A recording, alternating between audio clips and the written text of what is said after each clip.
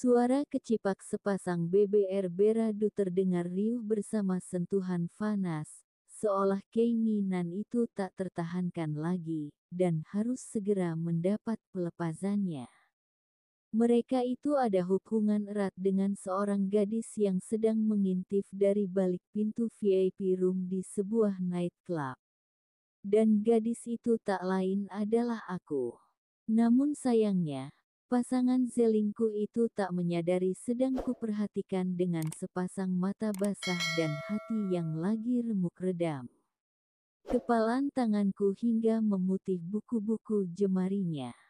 Sungguh, sebenarnya aku tak sabar ingin segera keluar dari persembunyian tanpa peduli konsekuensi akan hubungan pertunanganku dengan Arhan akan kandas. Brak! Pintu kayu akasia itu terjeplak lebar dan bergedebuk menghantam tembok ruangan karena sedikit kupaksa membukanya. Plok plok plok. Tepuk tanganku sembari mengucap, "Bravo, Esti dan Arhan." Cekak-cekak, ternyata desas-desus itu bukan sekadar isapan jempol belaka. Jadi sudah berapa lama kalian menyembunyikan hubungan gelpe ini di balik punggungku? Hah. Aku tertawa kering sembari berdiri bersedekap defensif, menatap galak ke sepasang makhluk yang sudah setengah berantakan di sofa. Esti menyunggingkan senyum kemenangan. Alih-alih merasa takut terpergok dalam situasi jengah bersama tunangan adiknya. Letak gaun Esti yang tidak pas menutupi sebagian dadanya, mempertontonkan jejak keganazan Arhan di kulit yang putih itu. "Hai, Citra, dengan siapa kau kemari?" Sapa Esti berpura-pura ramah kepadaku. "Aku sendiri saja. Tolong dong jawab pertanyaanku tadi Esti. Jangan mengalihkan pembicaraan kita." Hardikku dengan dada dipenuhi amarah yang meletup-letup. Sedangkan Arhan, pria yang bermain di dua hati wanita kakak beradik meski tak seibu itu bangkit dari sofa sembari membetulkan gesper sabuknya yang tadinya terbuka. "Siapa yang memberitahumu bahwa aku berada di sini Citra?" Tanya Arhan tanpa merasa cemas dengan reaksi dan kemarahanku. "Oh ya, namaku Citra, umur 25 tahun. Masih lajang, tapi sudah bertunangan dengan Arhan setahun yang lalu. Aku punya saudara perempuan lain ibu namanya Esti. Jadi ayahku dan ayah Esti itu sama. Menurut cerita ibuku, saat Esti masih berumur 2 tahun, ayah bercerai dengan ibunya Hesti, kemudian ayah menikah lagi dengan ibuku. Meski antara aku dan Hesti tidak tinggal serumah, tetapi selama ini hubungan kami baik-baik saja, karena Hesti sering main ke rumah untuk ketemu ayah. Tapi, gak ngangka kalau ternyata dia tega banget bermain petak umpet dengan Arhan tunanganku. Tak ada yang memberitahu, lagian itu bukan hal yang penting, yang jelas aku sudah tahu kelakuan aslimu di sini. Hanya saja, aku tak sudi menikahimu. Cih, apa karena dia lebih mudah kau ajak melakukan hal semacam ini, kemudian kamu mengkhianatiku Arhan? Cecarku dengan berusaha menahan air mata yang sudah menggenang di ekor mataku. Hahaha. Oh begitu, kau merelakanku begitu saja untuk Esti. Katamu dulu cintamu setinggi langit dan sedalam palung Mariana. Ejek Arhan memandang remeh ke aku. Sekalipun hatiku remuk, aku tak ingin menikahi pria yang doyan selingkuh, bahkan wanita yang menjadi orang ketiga hubungan ini adalah Esti. "Lelucon macam apa ini?" kataku sembari mendesis penuh kebencian. "Sampah tak ada gunanya bagiku selain dibuang." Tambah seruku makin tajam. Plak, tamparan mengenai pipiku dengan telak. "Kurang ajar kau. Memangnya siapa kamu? Heh. Orang manja yang tak bisa apa-apa selain merepotkan semua orang." Bentak Arhan tak terima dirinya kusamakan dengan Zampah. Aku memegangi pipiku yang perih dan panas. Kemudian aku berteriak, ini akhir hubungan kita Arhan. Setelah itu aku tinggalkan dia. Langkah cepat kakiku melalui lorong di antara pintu-pintu ruang VIP di nightclub, hingga bermuara ke lantai dansa yang berisik dengan lampu sorot warna-warni di atas ruangan seluas lapangan basket itu. Semua pengunjung berpesta dan berdansa, seolah-olah mereka hidup hanya untuk mereguk kesenangan sesaat yang ditawarkan tempat hiburan malam itu secara instan. Mataku memindai seisi ruangan dan mencari meja bartender. Aku ingin merayakan putusnya hubungan barusan dengan Arhan. Akhirnya kutemukan juga tempat yang kucari itu.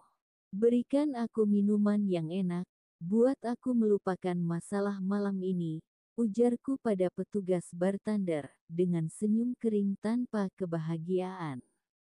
Yang ini mungkin cocok untuk nona manis seperti Anda, katanya. Panggil aku Citra. Namaku Citra. Oke, buatkan aku segelas minuman itu, Mas. Sahutku seraya melihat ke sekeliling. Nightclub penuh dengan kumpulan muda-mudi yang berjoget diiringi derai tawa menikmati suasana malam yang indah. Segelas minuman berwarna jingga kemerahan tersaji dengan buah nanas dan ceri dekoratif dan payung kertas mini di hadapanku. Aku tersenyum puas lalu menenggaknya seperti unta padang pasir yang kehausan. Buatkan lagi aku minuman lainnya yang enak seperti ini, Mas. Pintaku lagi. Dan setelah ku minum beberapa gelas, kepalaku terasa sedikit pening karena efek alkohol yang membanjiri ke arah otakku. Dari tempat ini aku melihat, Esti yang mengintai dari satu sudut nightclub ramai pengunjung itu pun memanggil waiter yang lewat dan menyelipkan lembaran merah ke tangannya. Dia berbisik sesuatu ke telinga pria muda berseragam nightclub tersebut. Beres, Mbak. Kebetulan ada rombongan yang sedang berpesta dan mencari penghibur. Nanti akan kubawa dia ke sana. Jawab waiter licik itu setelah mengantongi lembaran pemberian Esti. Pastikan dia itu TDR dengan salah satu tamu. Acak tempat ini.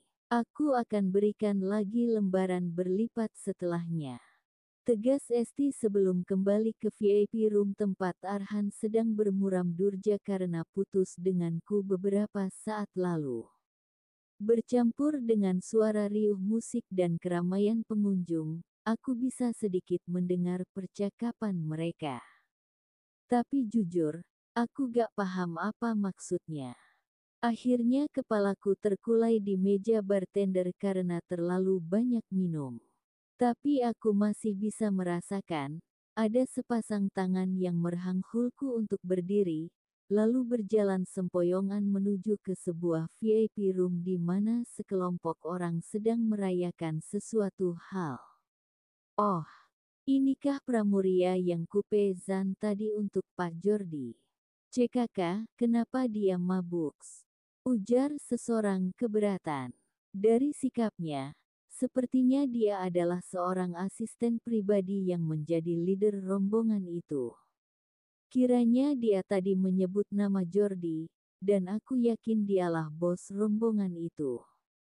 Percakapan itu masih samar aku dengar, tapi aku tak bisa berbuat apa-apa.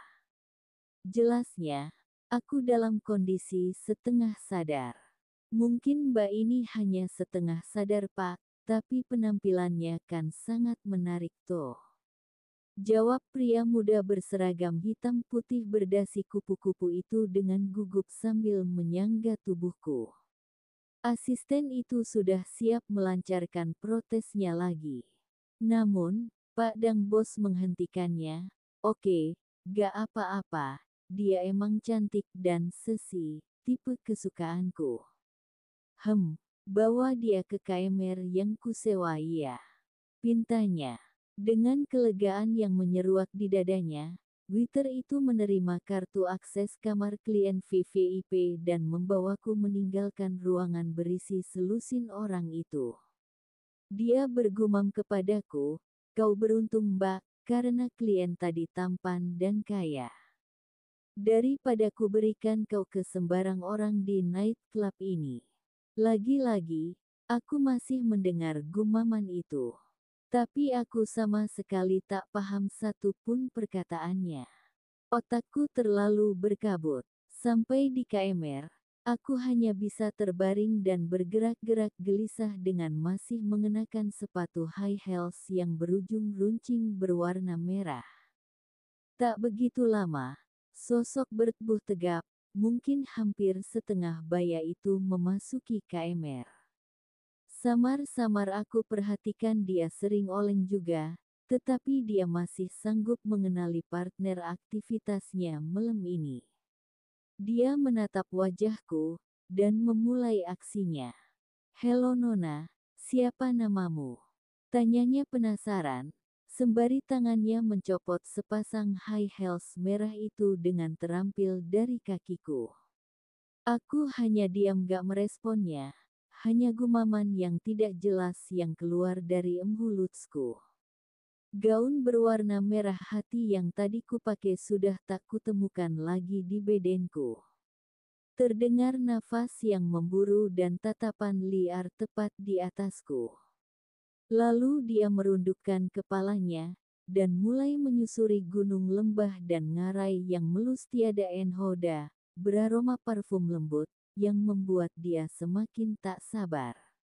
Jujur, aku hanya bisa pasrah saat ia mulai ancang-ancang menaiki pelana, beserta anak panahnya yang menjulang. Dia sempat bilang begini, "Ini mah emang kuda bagus. Sekali lecut pasti kenceng larinya." Tapi, saat anak panah mau meluncur ke sasaran, tiba-tiba terdengar ketokan pintu KMR sangat keras. "Citra, Citra, buka pintunya. Tunggu aku," serunya. Entah, ini keajaiban atau pertolongan, yang jelas kami sama-sama kaget. Pak Jordi langsung mengpiri pintu, kemudian seorang laki-laki menerobos emsuk. Dia langsung mendehafku erat-erat sambil menangis. "Maaf Pak, ini istriku. Ini bukan kehendaknya, ini sebuah konspirasi. Jadi maafkan sekali lagi istriku." Ia begitu mengiba untuk tidak melanjutkan niatnya. "Enak aja. Aku udah ngeluarin biaya banyak, belum kerugian psikisku," ucap Pak Jordi marah-marah. "Iya Pak, saya siap mengganti semua biaya. Tapi mohon jangan sentuh istriku." Suara riuh di dalam KMR itulah yang sedikit memulihkan kesadaranku. Aku bisa membuka mata, kemudian pelan-pelan mengenali lelaki pemberani itu. "Arhan," seruku sambil meluk erat tubuhnya. Hujan tangis haru mewarnai suasana KMR yang panas itu. "Citra, maafkan aku, semua ini ulah dari Esti. Aku lari darinya setelah aku mendengar cerita dari bartender," jelasnya. "Tanpa kami tahu, Pak Jordi sudah tak kami temukan lagi di dalam KMR." Dalam suasana yang haru dan terenyuh itulah Arhan mencurahkan segala kasih sayangnya, dan apa yang ditinggalkan Pak Jordi kemudian dilanjutkannya. "Kami mengarungi samudera indah, dan terbang mengangkasa. Aku gak nolak sama sekali, sebab emang begini yang sudah sering kami lakukan. Aku tak akan membiarkan siapapun menyakitimu, termasuk Esti kakakmu. Aku akan segera melamarmu, dan kita bisa hidup tenang dalam ikatan keluarga yang bahagia," ucap Arhan sebelum terbang untuk yang kedua kali. "Tapi, ngomong-ngomong, kenapa kamu bilang jangan sentuh istriku? Emang udah jadi istrimu?" tanyaku penasaran. "Yah, kalau gak ngomong kamu adalah istriku, Kamu pasti udah jadi Zanta Van empuk pria hidung belang itu kan? Lagian, mana mungkin akhirnya kita bisa menikmati malam yang indah seperti di tempat ini. Yo wes aku manut wae, asal kamu tak akan mendua lagi. Sekian dan terima kasih.